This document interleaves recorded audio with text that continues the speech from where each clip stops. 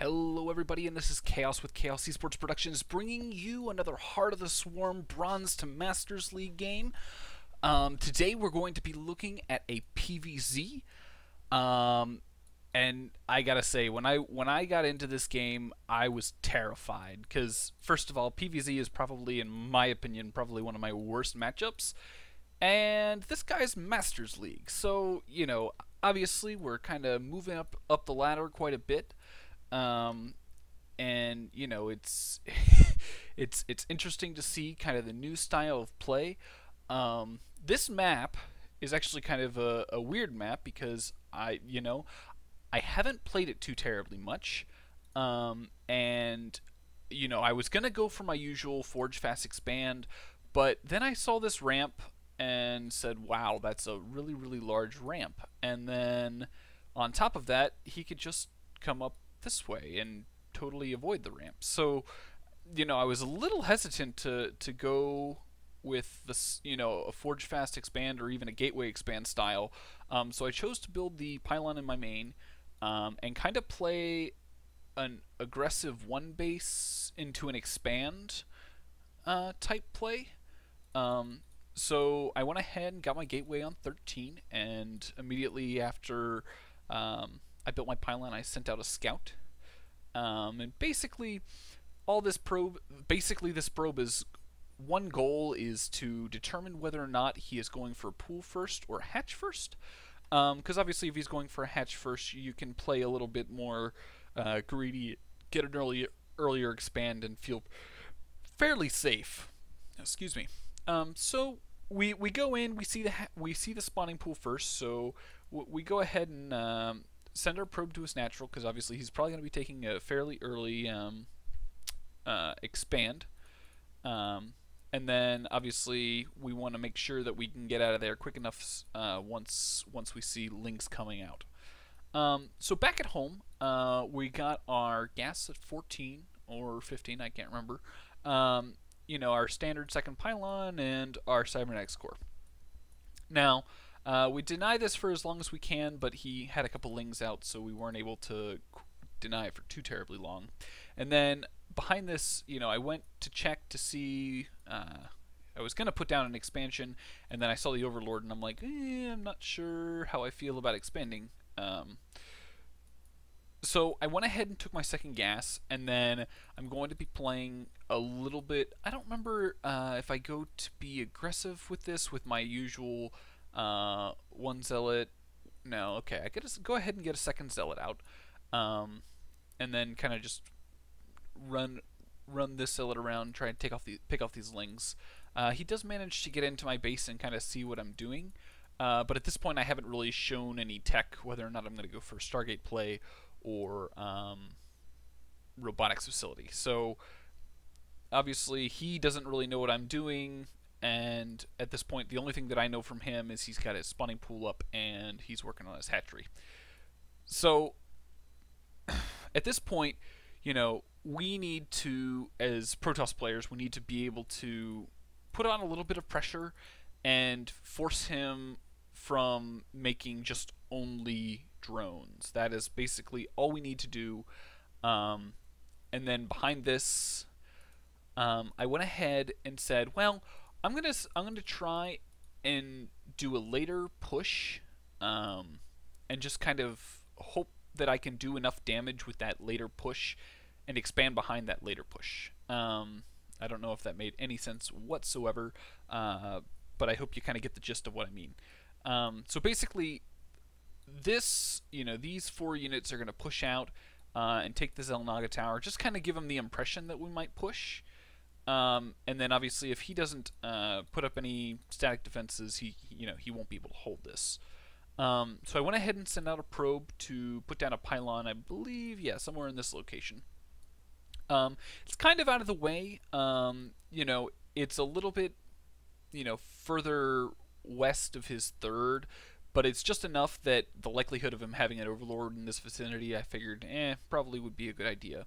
So I went ahead and scouted around my natural just to make sure he wasn't, didn't have an Overlord, and I went ahead and planted down my Nexus here. There we go. And then got up a second gate a little bit earlier. So at this point, we're going to be chrono boosting out, our Void Ray and going for kind of a, not really a timing attack, just kind of something to catch him off guard. Because, at this point, we're kind of in the dark. I probably should have gotten this sentry out a little bit earlier, so I could have gotten a hallucinated Phoenix to kind of get in and scout and figure out what he was doing. Because, at this point, I'm kind of in the dark. I don't, the only thing that I've really seen, I probably should keep it on my vision. I've seen his natural with the single spine crawler. I've seen his spawning pool, and that's it. I haven't seen anything else. Oh, whoops. So at this point, I know he's probably going to hold this Naga tower, so I send kind of the Overlord and Mothership Core over here to kind of avoid him seeing it. Because obviously I don't want him to know that I've got air units.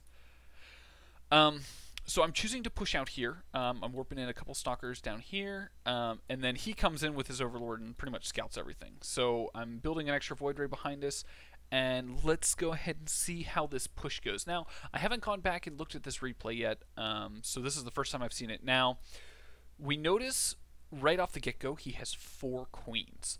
Now, I remember when I saw this, I'm like, wow, that's a lot of queens for being on 2 base, because the stalkers came in this way and didn't scout a third, so that was a little curious. So we go in, and he's got spore crawlers. He did a really good job of keeping those queens alive, and then we time warp, and my Mothership Core just immediately dies, more or less, and we did a bit of damage, but in my opinion, not nearly enough. At this point, we've killed several drones.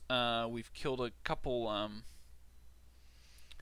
Yeah. So at this point, I was like, I wasn't sure if I should keep pressuring or if I should go ahead and turn home. He killed my Void Ray and some of my units, and basically I got back down to 3 stalkers and was like, well, I don't know if I can pressure this anymore.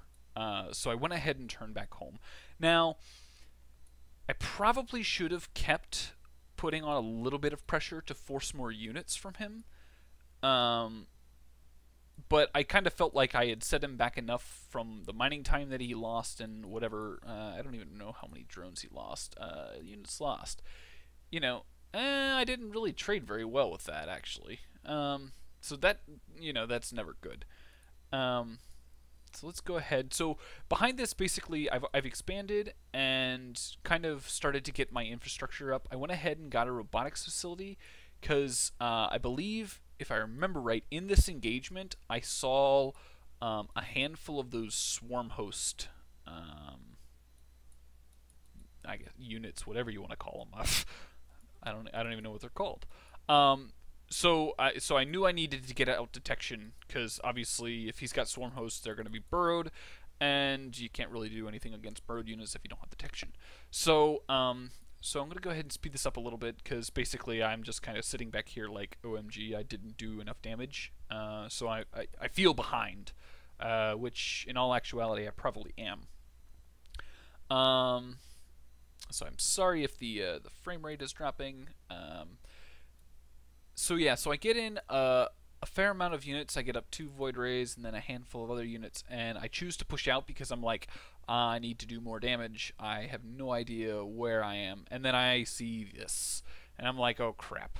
Not sure what to do with this. I don't know if I have, my detection's done. I'm kind of getting rid of some of the creep. And where, I know it's fairly soon, I come in here and I see all these swarm hosts and I'm like, oh my gosh, that's a lot. And he's got a whole bunch of queens. Now, for any Zerg players that are watching this, please take note of this. This is awesome. He has about 10 swarm hosts and 5 queens and several overseers. Now, what makes this so effective is that obviously the swarm hosts do a ton of damage to ground units, but they can't attack up. So basically, by having this Overseer and these Queens, he can eliminate any observers that I have, and more or less these Queens Queens are actually really, really good against air units. I mean, they do a fair amount of damage. I mean, and plus he can transfuse behind that, so it's like, you just can't do anything with this. So this is kind of, a very tough situation for me. So I choose to retreat with what I could, and I should probably go back onto myself. And I think basically how I should have responded to this, I went ahead and chose to get a whole bunch of whole bunch of stalkers and whatnot. But what probably should have happened is I probably should have thrown down 2 extra Stargates. Now, the reason why I should have thrown down 2 extra Stargates is if I can deal with the Queens, he can't attack up. So that pretty much gives me free reign against the Swarm Hosts. And on top of that, Swarm Hosts are very gas heavy. I believe I don't know how much they cost. Let's take a look, see. If I go to a larva, Swarm Hosts, I guess they're not that gas heavy. I thought they were flipped. I thought they were 100 minerals, 100 gas, or 200 gas. So they're flipped. Okay, but they're still fairly gas heavy because, I mean, one Swarm Host is essentially the same number of gas as a single Muta. So by him going mass Swarm Host, he is tying up a significant amount of gas. So basically, he can't really transition out of Swarm Host unless, he gets up a 3rd base, he gets up a 4th base, because he's just not going to have the gas income to do anything else. So let's go ahead and keep on going. He does a really good job of blocking my expansions by putting some overlords at it. I think I remember trying to take this one and being like, there's another overlord. So I take that out, and then I'm like, oh gosh, hundreds of those things. Locusts, that's what they're called. So I'm like, okay, I gotta get around and like do something about this. And then his Queens come and just pretty much annihilate me. So as far as the rest of this game go, the rest of this game is just me kind of trying to figure out what am I gonna do, because Locusts just melt everything and Queens are OP just a little bit. So let's go ahead and speed this up, because I mean, as far as analysis goes, I think I've kind of talked about everything that needs to talk about. I thought I did a fairly good job with my opening against a Masters player. I think it caught him off guard enough. Obviously, he was able to defend it because he had his Zergling here fairly early and was able to spot that, hey, I'm doing this big attack. As far as analysis goes, I don't think there's anything else that I'd like to talk about.